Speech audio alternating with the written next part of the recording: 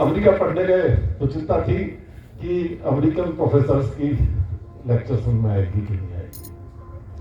ठीक है, उसके बाद 4 साल वहां पढ़ाई की।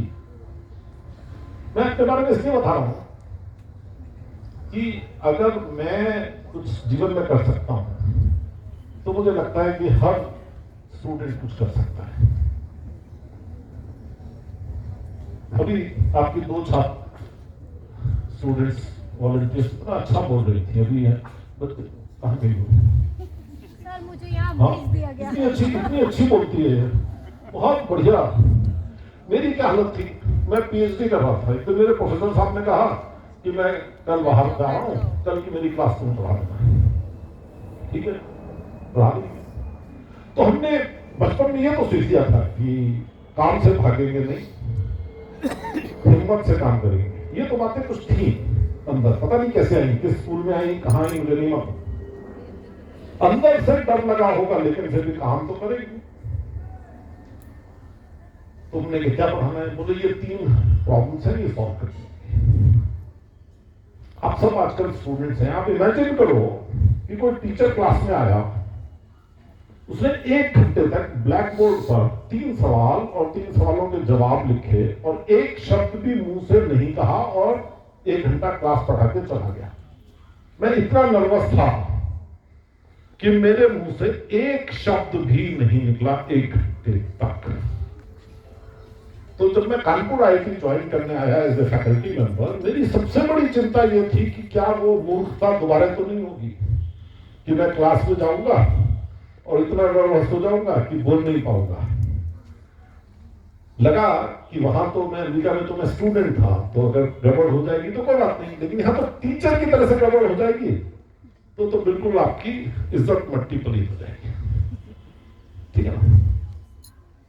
What I'm saying to you is, all of you are so young, so bright, and you are going to such a privileged college, such a good college. I'm almost embarrassed that library card is your concern, medical is your concern. I'm embarrassed. Why? Vasanta College should not look up to Banaras Hindu University. Banaras Hindu University should look up to Vasanta College.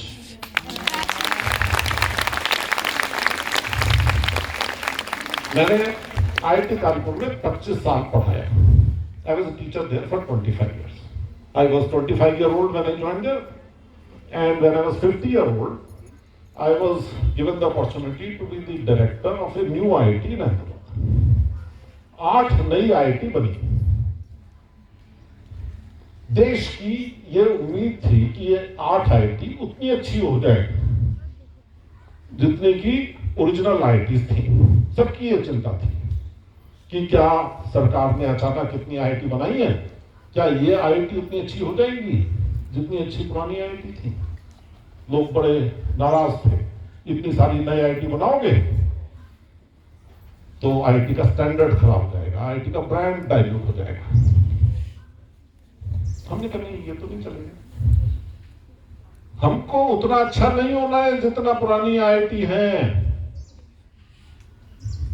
हमने कहा कि हमारे दादाजी को बड़ा गर्व था कि हमारे पिताजी ने उनसे अच्छा किया, हमारे पिताजी की उम्मीद थी कि हम उनसे अच्छा करें। हर जनरेशन अगली जनरेशन से उम्मीद करती है कि पिछली जनरेशन से अच्छा हो। ये डार्विन का सिद्धांत है, ये इवोल्यूशन है। तो पुरानी आईआईटी से निकल के आकर के नई आईआईटी को पुरानी आईआईटी के बराबर नहीं बनाना है, उससे अच्छा बनाना है। राइट? हमने वहां से शुरू किया। हमने पहले दिन से अपने साथियों को, अपने छात्रों को, छात्राओं को ये नारा दिया कि हमें पुरानी आईआईटी नहीं बनना है, हमें उनकी सारी अच्छी चीजों को तो ले ही लेना है, उनकी कमजोर चीजों को अवॉइड करना है और कुछ ऐसी नई चीजें करनी है जो पुरानी आईआईटी नहीं कर सकती। और मुझे बड़ा गर्व है मेरे छात्र छात्राओं पर, मेरे टीचर्स पर, यंग टीचर्स। हमने सीनियर टीचर्स को हायर नहीं किया, क्योंकि जो सीनियर टीचर आते हैं वो दूसरी आईटी से आते हैं, वो कहते हैं हम इसको पुरानी आईटी जैसा कैसे बनाएं, नहीं चलता है। जो एम्बिशन है, जो एस्पिरेशन है, वो यंग लोगों की होती है। मैंने आईटी का में यंग टीचर्स और स्टूडेंट्स से काम किया। मैं उसको 2-3 उदाहरण देता हूं, आपको समझ में आएगा।